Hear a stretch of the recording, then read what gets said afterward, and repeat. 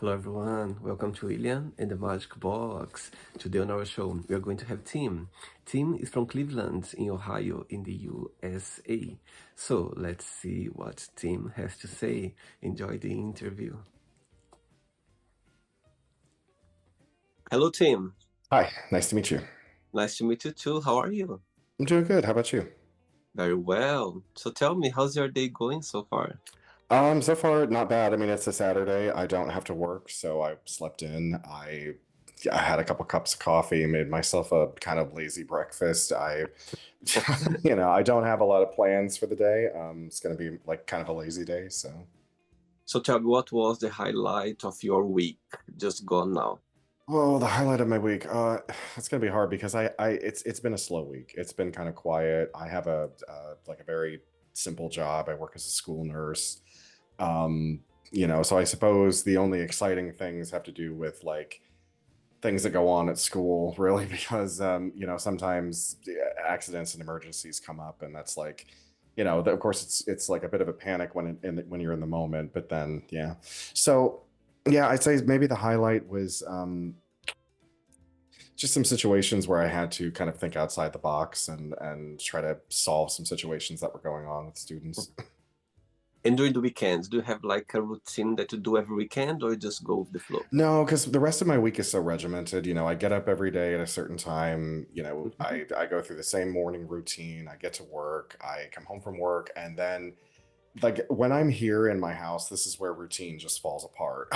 Right. Because that outside is where all the routine has to exist. So here, it's a bit of creative chaos. I'm a Cancer, and this is my Okay. shell, and this is where I'm most comfortable. So it's a bit more loosey goosey.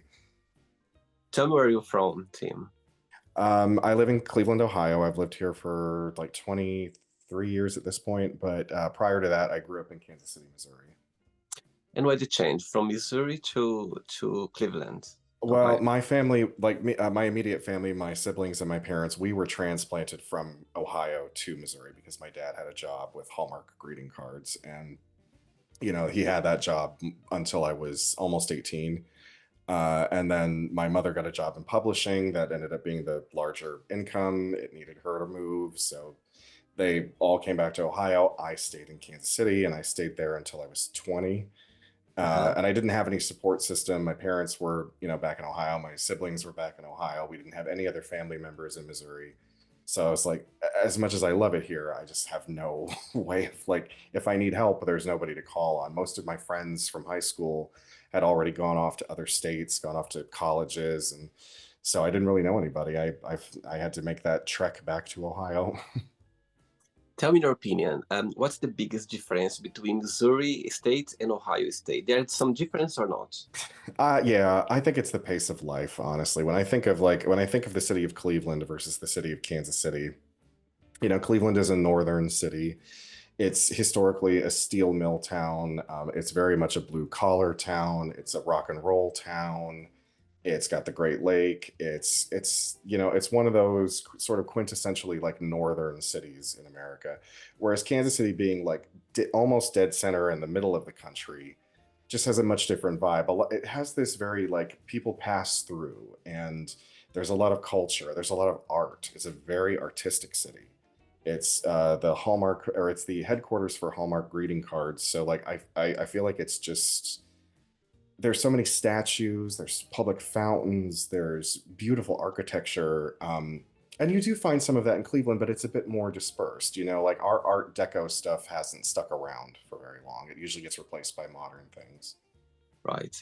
And do you still travel sometimes to Kansas City or not to spend most I of the haven't time? been back in quite a long time because, again, I don't really have friends there anymore. So Okay. it would just be an excuse to basically go back to my old neighborhood and my old house. And, and as nice as that would be, I haven't been able to like justify a trip out there just for that yet. I see. Amazing. Okay, Tim. So during the interview, I'm going to explore a bit more about your life and also about your journey so far, okay? Okay. But before we start our journey within the Magic Box, I'd like you to tell me something interesting about yourself or maybe something that not many people know about you. That not many people know about me. Well, I dabble in a lot of different creative avenues, but I never really. become a master of any of them. So like I dabble a bit in cosplay armor creation out of EVA foam. I dabble a little bit in special effects makeup. Oh, I wow. dabble a little bit in painting, photography. I'm just beginning to dabble in video game design. So I kind of like to explore all these avenues. And true, I might not become a master of any of them, but I like being able to learn a little bit about them. So who knows when I could potentially incorporate all of them together at some point. I love that. I think being an artist, you can follow different careers, you can explore different places as well. And I think that's the beauty of it for sure. Team, are you ready to go on a beautiful journey through your memories in life and share your point of views? Okay. Welcome to William in the Magic Box. So I have here my best friend.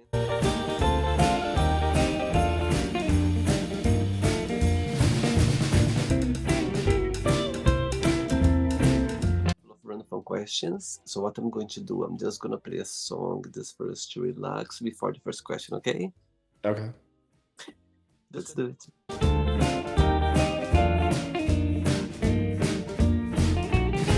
Okay, so before we start the game, during the journey, if it comes up a question that you don't want to answer, you don't want to talk about, always can change, okay? Okay. Amazing. This question is, if you could have been a moment or event in history, which one that would be and why? I'd said this to my best friend, and he kind of like looked at me a little askance when I said it, but I would have loved to have been able to witness the eruption of Mount Vesuvius back in 79 AD. And he's like, why? And I said, because it was a linear eruption and those don't happen that often. And like, I would not want to be in the path of destruction. And I Uh-huh. can't say that I would enjoy watching the destruction. I just to have witnessed an eruption of that magnitude at a time when they didn't even have the word for what a volcano was. Like that would have been really cool.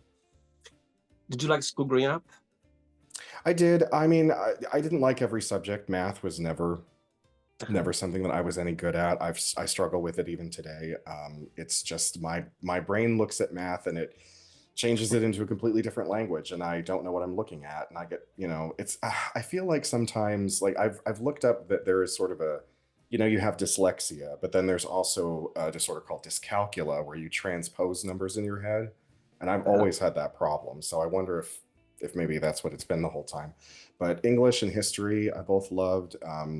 Well, Science, it depended on which science it was. I was really interested in geology, but not so interested in chemistry. I know they go hand in hand, but like the actual breaking down of the chemical components was not nearly as fascinating to me as how they worked together.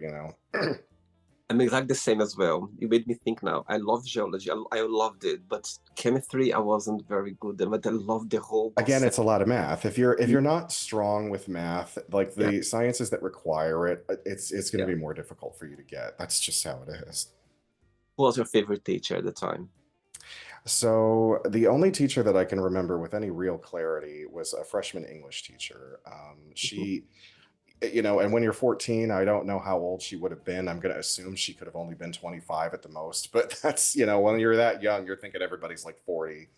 And she just was, and I'm assuming that she was that young because she was more fresh minded, and she was one of the younger staff members. And like, she wasn't so judgmental and nasty and just like, and this was Catholic school. So, Wow. she wasn't a nun. She wasn't someone trying to beat you over the head for having stepped out of line or sneezed at the wrong time. She was very promoting, and she loved to promote literature, and I was a big reader, so I believe you are a gay boy, a gay guy, yes. yes? So Yes. tell me, how was it for you growing up, at school? Did you kind of could express yourself, or you had some? Well, no. So this would have been, oh God, I think I came to the realization that I was gay back in 1996. You know, and I was in middle school. Right. Not exactly the best time to figure out that you're queer, especially when there was no representation on television besides Ellen and Melissa Etheridge. I think was, oh, we had Elton John, but it was Across now the now now it's not easy. It's not necessarily like super easy to come out, but it's definitely easier than it was in the 90s. right. And so I kept it hidden. I attempted to date a girl here and there, but nobody was convinced. And then at 16, I told a friend of mine, or who I thought was a friend, and then they told somebody, and then before I knew it, everybody was talking about it, and I was out, and I was just like, I'm not gonna, I'm not gonna hide this anymore. There's just no point. I'm not fooling anybody, so I might as well just go with it. And yeah, that was also challenging because homophobia in the '90s Mm, was no joke. Matthew Shepard was killed during the late '90s. yeah. Fortunately, I did not have any physical violence done to me. I had plenty of verbal. I had things thrown at me, but I also, my best friend was a lesbian, and she was a big like butch lesbian. And she was just like, I mean, not to say that she ran defense for me, but she kind of did, because if she was beside me, the guys would be like, oh, I don't want to mess with her. She could probably beat my ass. So You're protected for sure. You felt like safe. yeah, I mean, because I was this shrimpy little thing, and I think I weighed like a buck 15, and there was no way I could have, fought back against guys twice my size. Sweet. Next question. Next question is, what does happiness mean to you? So at 42, happiness to me, it means that I can work towards some sort of happy life at the end of, like in another 20 years. I don't want to be struggling as much as I have been struggling in my 60s. I'd like to know that there's going to be a little bit of light at the end of the tunnel. I'd like to know that I'll be able to sit down and rest and actually collect and enjoy my life. I unfortunately that seems like it's getting further and further away for my generation, but that's what happiness means to me now. If you'd asked me when I was like 21, I'd have been like, "Oh, happiness is, I don't know, it's finding the perfect person and then living happily ever after and going on wild vacations, all that shit that you think is so important that you don't stop and realize that, like, as you get older, like, no, like, all that's the reason why you're allowed to be frivolous and an asshole in your 20s. Now you have to be capable. Now you have to make sure that when you're in your 60s, you're not living paycheck to paycheck. Do you believe that happiness is a choice? I don't know. I know I heard that it was a choice. A lot of people told me that growing up, because when you're a Mhm. depressed teenager, a lot of people love to throw their personal opinions around. Go, oh, you just need to be happy. You need to try to be happy. You like being miserable. That's why you're unhappy, because you like being miserable. Yeah, nobody enjoys being unhappy, and Mhm. so I don't know if it's really a choice. Like, I think it's just something that is spontaneous, that comes up within you. It's an emotional response, and if the stimuli necessary to create it is not there, then it simply isn't there. I don't think you can, if you're choosing to be happy, I think what you're really doing is you're choosing to be pretentious. You're kind of choosing to you're choosing to compartmentalize whatever is bothering you, and you're putting a veneer over it so that you're more acceptable. Tell me when you feel or when you felt the happiest. The happiest that I usually am is when I am surrounded by the people that I love the most, the people that I know and trust, the people that I can have a conversation with all the walls down. Nobody's judging anybody for anything. Everyone's kikiing and having a great time, and that's true happiness, because those are the moments that are going to last the longest and sustain you Yep. when they're not around anymore. Like, you can always draw back on that. Um, Happiness has never really been like the new car or the new electronic item, or the, none of that. Like, I need time. Time is what makes me happy. Time with the people that I care about is happiness. And which person right now in your life you feel more close to or more connected with? Well, the co-host of my podcast is also my best friend, so I would say that we do talk every day. So even though there's an ocean between us, we are probably the most connected. But I have a network of friends here that are local that I speak to as well. So, yeah, but yeah, my co-host would definitely be the one I'm the most connected to. Of course, James has been on the show, of course, and he was an Yeah, he amazing told me he interview. was on the show. Yeah. We talk about you, of course, we talk about you. And okay, so James is watching this interview right now, and you have opportunity to send him a message. What would you say? He's watching. James, you really have been one of the best friends that I've ever known in my life. You're brilliant. You're creative. You arrive at like revelations and new ways of thinking way sooner than I ever did. You know, I feel like I'm behind because I'm 42 and you're 10 years younger than me and you got there before I did. So uh, and you've just been incredibly understanding, supportive, complimentary, sweet, and I absolutely adore you. Sweet, very sweet. Next question, let's do it. Okay, before the next question, of course, we already mentioned about James, we already mentioned about your podcast. So tell me a little bit about Thick Radio. Tell me when things got together, when the idea came along, and things went the right direction. Well, Thick Radio was born out of James and I are both part of a fetish community, the Gainer Fetus fetish community, which some people already know about, some people don't. Some people have some wildly preconceived notions about it. Some people are just benignly ignorant to it. The fetish community that we are a part of is surrounded, or is a. Let me start this over. The fetish that we are a part of involves intentional weight gain for sexual, emotional, or sometimes you could say spiritual fulfillment. And I had wanted to see if there were any podcasts out there that talked about this. And I think this was right before lockdown. I think this might have been like a couple of months before lockdown.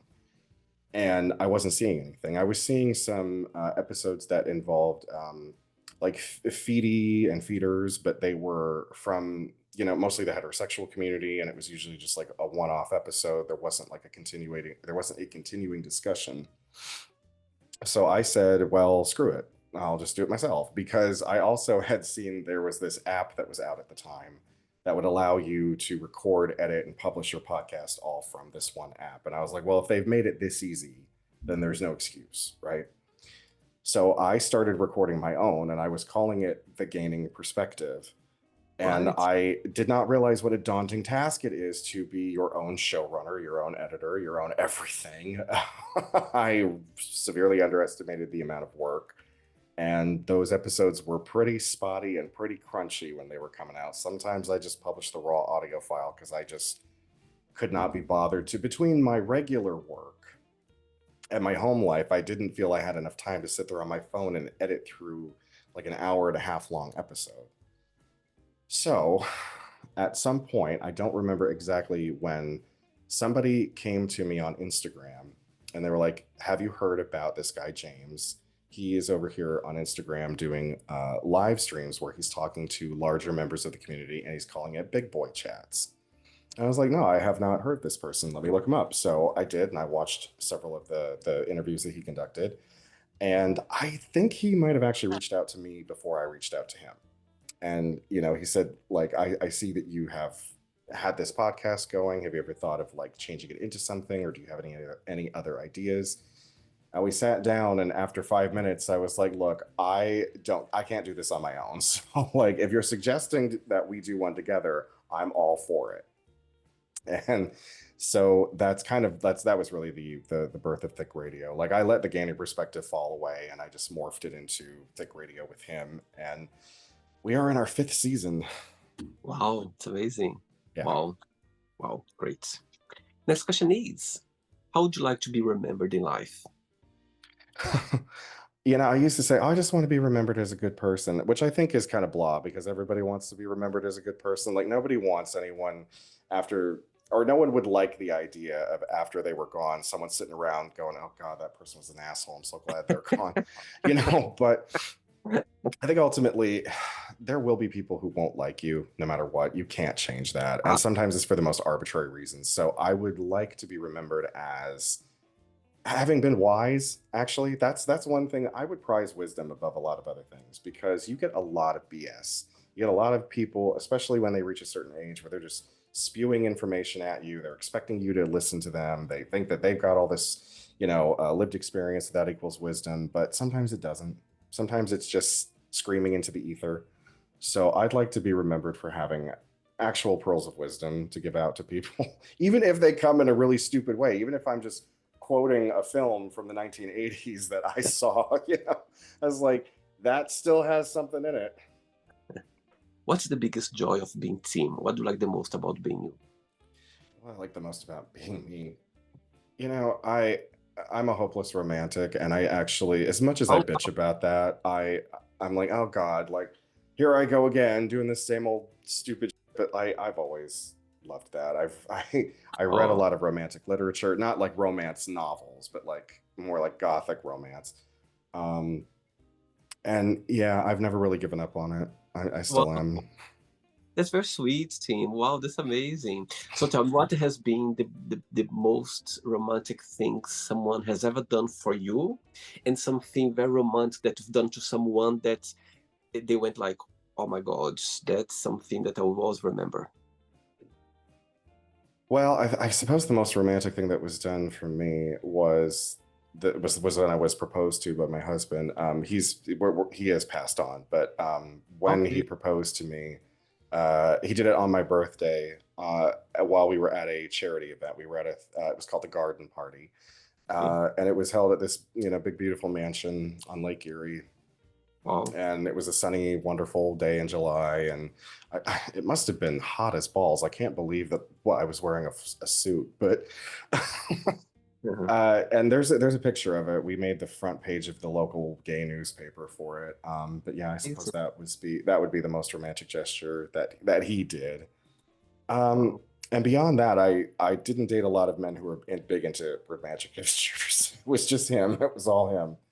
The most romantic thing that Uh-huh. I've done for someone, me personally, I think the most romantic thing I ever did for my husband was I took his pictures as a photographer. I had been wanting to, and he was a beautiful man. I wanted to take photos of him. I wanted to like put him in the setting that I thought that he would look good in, and the lighting I thought he would look good in, and like and impose this I thought he would look good in. And for years and years and years, he fought me because he's just like, I don't like people taking my picture. Well, I finally did it, and he finally like, he goes, "Wow, you really are a good photographer." I was like, "I have been telling you that for a long Oh, sweet. time." What But I says in found your it romantic because I liked seeing. I wanted him to see how I saw him. You know what I'm saying? I see. You know, I'm curious about your t-shirt. I just can see always, but I don't see Oh, the what it says there. says always hungry, and Oh, it is the hungry caterpillar. oh, amazing. Next question. Let's do it. Hey, team from Ohio. Next question is, what's the biggest difference between you and your best friends? The biggest difference between me and James. Oh, um, I'm okay. If James is the forward thinker, I'm the retro thinker, right? So James is a person who loves to see what's on the horizon, what's coming next, what's going to be the new thing. I'm kind of obsessed with the past. Like I'm very stuck in the 90s still, and I'm always trying to introduce him to things from the 90s. And I'm trying to say like this was good. I'm telling you this was good, and then he'll look at it and be like, "No, it wasn't. It was terrible. How dare you lie to me and tell me that this was good?" We just have very just different tastes. Tasted like wildly different tastes in music, wildly different tastes in like films or TV shows that we like to watch. Yeah, we're just, but I think that yin and yang aspect actually gives us a good dynamic. What's the meaning of life for you, team, when you think about life? The meaning of life. I've said this before, and I've had quite a few people disagree with me on it, but I stand firm on it that I think that heaven is right here, right now. Heaven and hell exist on earth. They're not these metaphysical places that we're going to go when we die. It's not going to be like pearly gates or lakes of fire. It's all happening right here, right now. This world can either be a paradise or it can be a literal hell, and there are many people who are actively trying to turn it into hell. Mhm. But there are ways of if you just, I mean, you can't control a lot of the global politics, but there are places that you can just get away from it all for a while, and you can see how beautiful everything really is. Like, I'm not the biggest fan of the state of Ohio. I don't think that it's overall a gorgeous state, but there are things about my local places I can go to, and I can see something beautiful and say, like, this is heavenly. Like it was always meant to be right here, right now. We weren't ever supposed to obsess about what happens afterwards. We were supposed to make the best of what we have now, and Oh, that's what I think is what it always should have been. It's just make it count now. Stop great. Stop making everything about, oh, I have to make sure that I've got all my ducks lined up in a row so that I don't wind up in the lake of fire or whatever. Got it. 3 questions left. Let's do it. Hey, next question is, what's the best advice have you ever given to someone? The best advice I ever gave to somebody. Oh, I've told people, well, I specifically someone that was in an extremely toxic relationship. I finally got them convinced to give it up. And I think I got through to them by making them sort of relating it to a situation that I was going through at the same time. I was like, look, I'm going through this and I'm supposed to be the cautionary tale here. So you see what it's doing to me. You see that this is already heading down this particular path. Let's cut it off now because at the time I didn't have the strength to leave the situation I was in. But I think seeing it happen to me inspired a friend of mine to be like, oh, yeah, I probably should get out of this.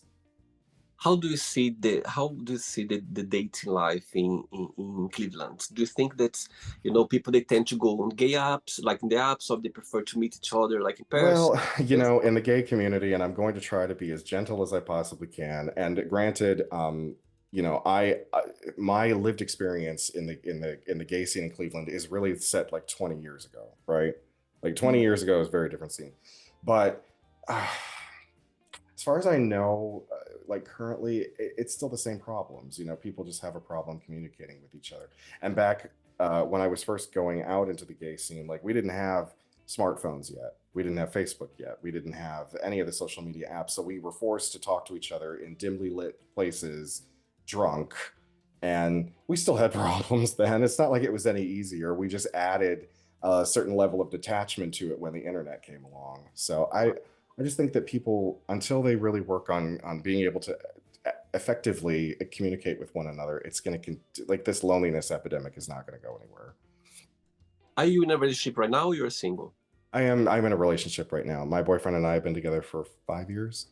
Oh, wow. And so far, for these 5 years, what has been the most meaningful lesson you've learned from him? He is such a good person. He's so much better than I am because I have a petty streak, and my petty streak kind of comes down to like if someone really pisses me off, or the first thing I usually jump to is their looks because because the 5-year-old in my brain comes out and is like, oh yeah, well you're ugly, and it's like at that moment I'm so incensed and mad that I can't come up with anything else because I'm just reacting. So I'm just like, oh shut up, you ugly.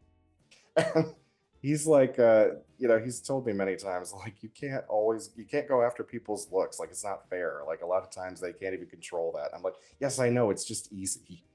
But like that's something that he keeps me in check with. He's like, if you're gonna insult them, insult something that they did or some personality trait that's toxic.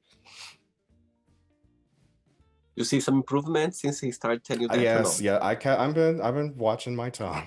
See that because my husband was the exact opposite. My husband was a very petty man, very, and he always went after people's looks. That was the number one thing. Because he was pretty, he had the privilege of going after other people for the way they looked. Wow. 2 questions left. Let's do it. Am I supposed to dance with you? Yes, of course, Oh, absolutely. it's never. I'm just like, am I supposed to be doing this too? Before the next question, let's talk about the gainer community. So tell me, Mhm. first of all, tell me the first time when you heard about the gainer community, and also what is about. What, in your opinion, like for example, if you could describe your in our own words, yeah, about the fetish. Of course, it's about something connected with food, but Yeah. what ticks you that go like it gives you those butterflies? Well, I mean, I've always known that I was into larger men. I think that long before I knew I was gay or any of that, I was just sort of fascinated by larger men. Uh-huh. And it's when you're below the age of puberty, like it's not a sexual thing, but your brain kind of becomes fascinated with it. It's like I want to see that more often because it's lighting something up. And then when puberty comes along and it turns into like an actual sexual desire, I knew that I preferred to be with chubby men. I didn't always get to be because there's like again, there's weird dynamics in the gay community and like chub chasing is its own thing. But In fact, I think I was on a Chubby Chaser website when, God, this was back on like Netscape in 1998. But I found a web ring. Those things used to exist where it was just like multiple websites attached through like a little banner that you could hit at the bottom. And that took me to, I think it was Belly Builders, which was, it's still there. It's still a website that we have. It's changed its look pretty drastically, but it was the first one that I found. And that was where I discovered that there were big men who wanted to get even bigger than they were to start with, and that just something just blew up in my brain, and all the light bulbs came on, and it sparked a lifelong thing. Um, and as far as like why I'm or how I could describe it, yeah, it does have a lot to do with food, obviously, because that's how people gain weight is from overeating. But it also has so much more to do with community and self confidence and body positivity and just kind of saying to all of this diet culture and beauty standards and all it's a bit rebellious, in Right. fact. So I think that's why it has, and I not only why it has an appeal, but also why there's more people into it than are willing to admit it. See, it's interesting. I thought James he educates me a lot. I was so open to him. I said, "Look, I'm gonna be honest to you. I never heard this community before until your page came along to me. I was like, oh my god, that's something new for me. And how I'm very open-minded. I love to learn. I love to explore. I'm very curious about things. And he asked a few questions, and he kind of educated me a lot about it. And since then, about the gainer, I had a situation with a friend of once. He had a partner who liked that, but he just told me like literally like about food and everything, and I just saw it as a fetish, and I knew that. I said, okay, people, all of us, we have our things, but I didn't know that was a community about that. So since you guys came along, I was like, oh my god, that's interesting to explore now, and I didn't know. And yeah, so I think it's, as you said, it's all about positivity, it's about body positivity, it's about you look in the mirror and go like, you know what, I love myself, I like the Yeah. way I look. I think that's the main thing. And the In right to exist, just the Yeah, right to be a larger person without constantly being told to change that.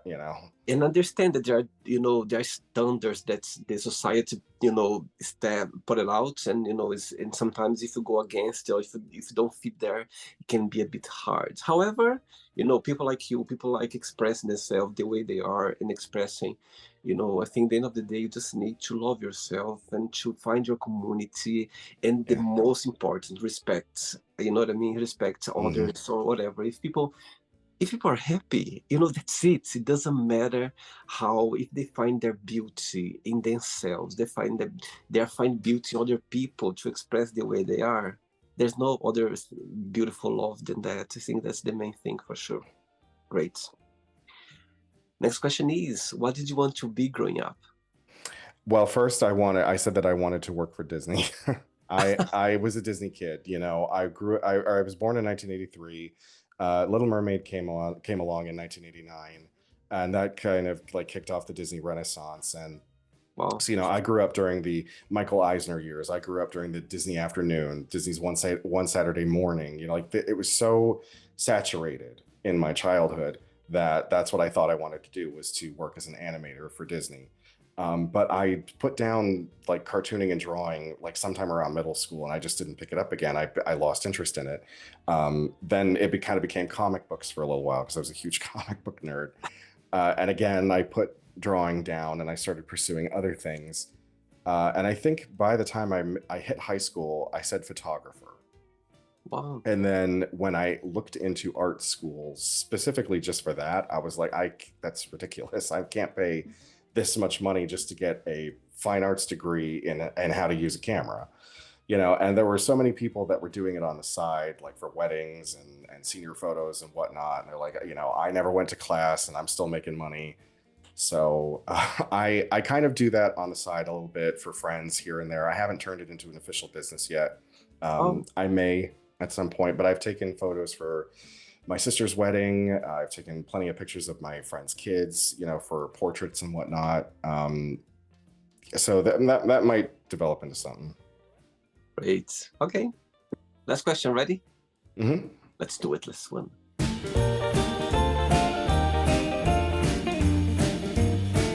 Before the last question, when people they watch, your podcast, when they listen to your podcast, what's something about it that you'd like people to take with them?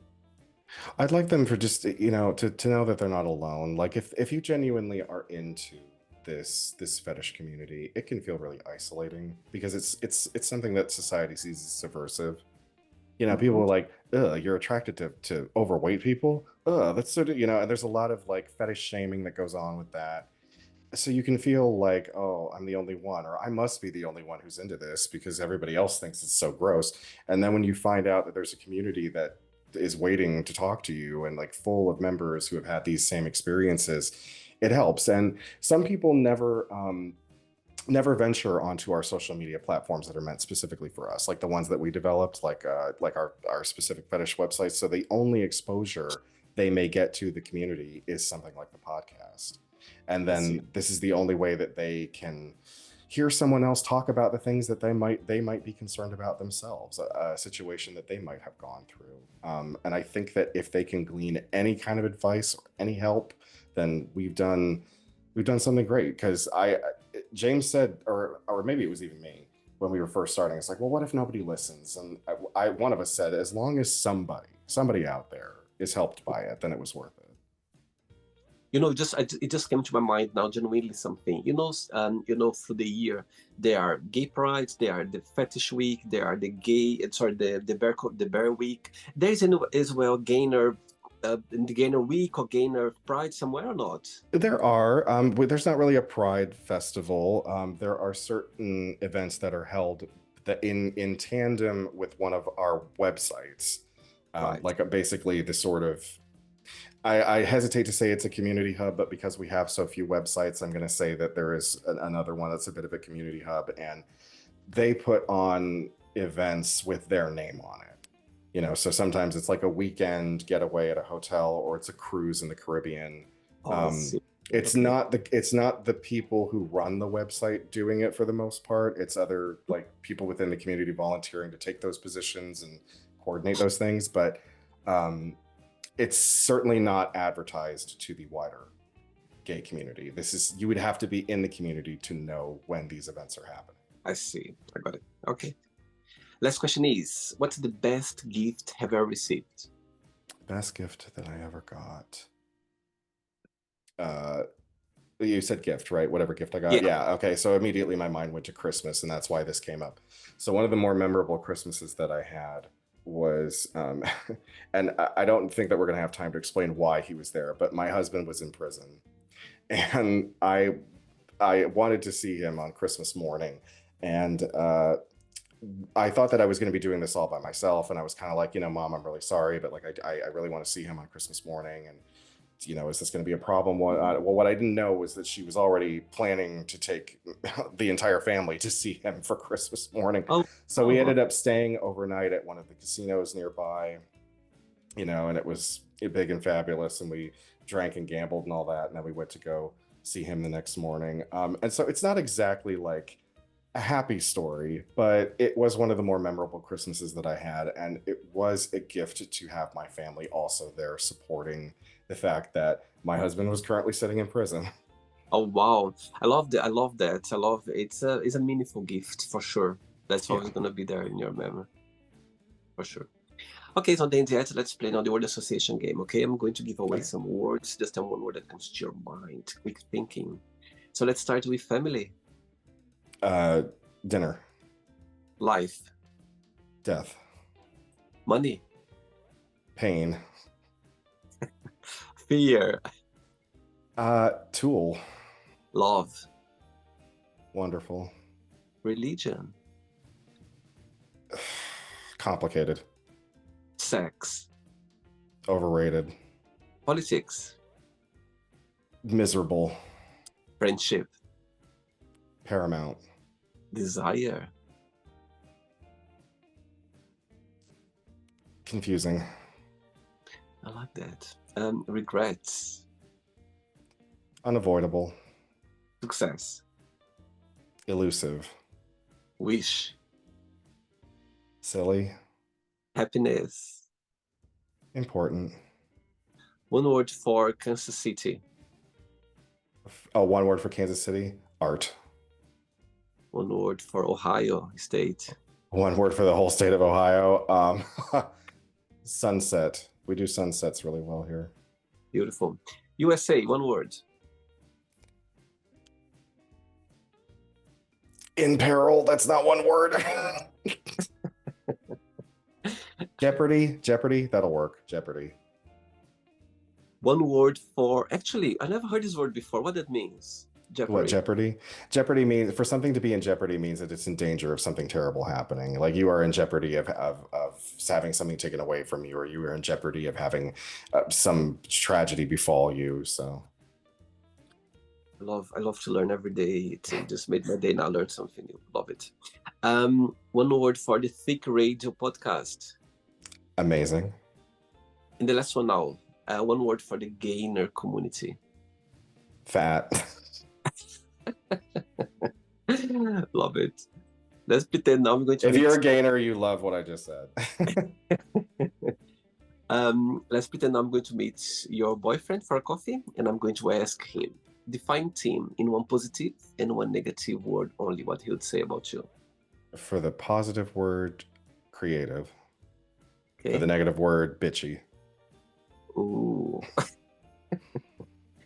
Let's play now, Tim, in the magic box, and you can ask me a question. But before that, let's play the music one more time. Let's do it. Okay.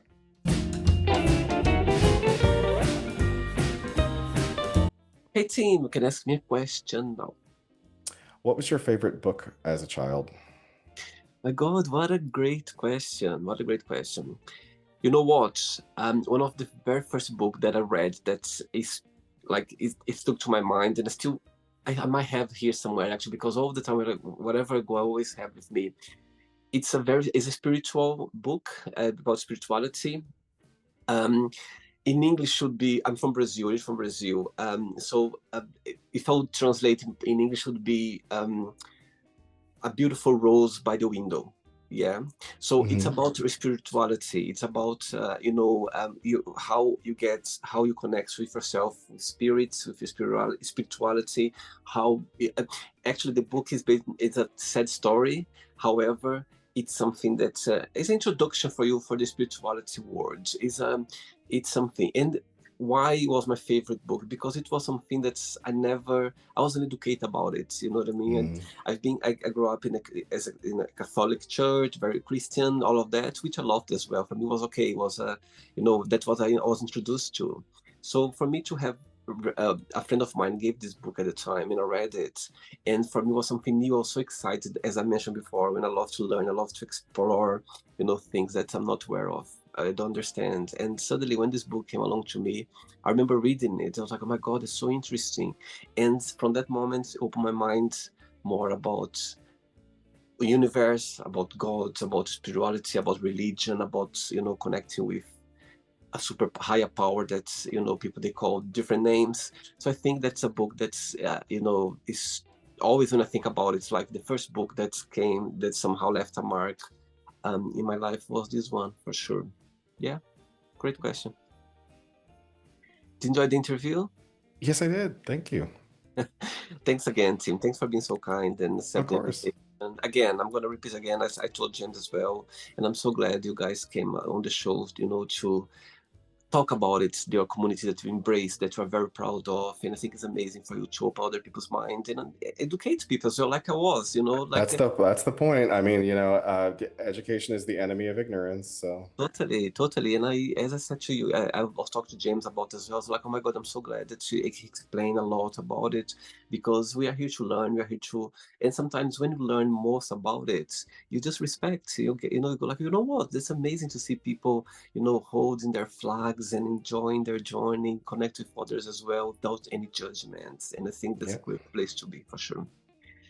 Before we go, if you can share a positive message or anything that you live by. Okay, so a phrase that I have lived by, and I do repeat it often to people: no matter how bad things seem, they could always be worse.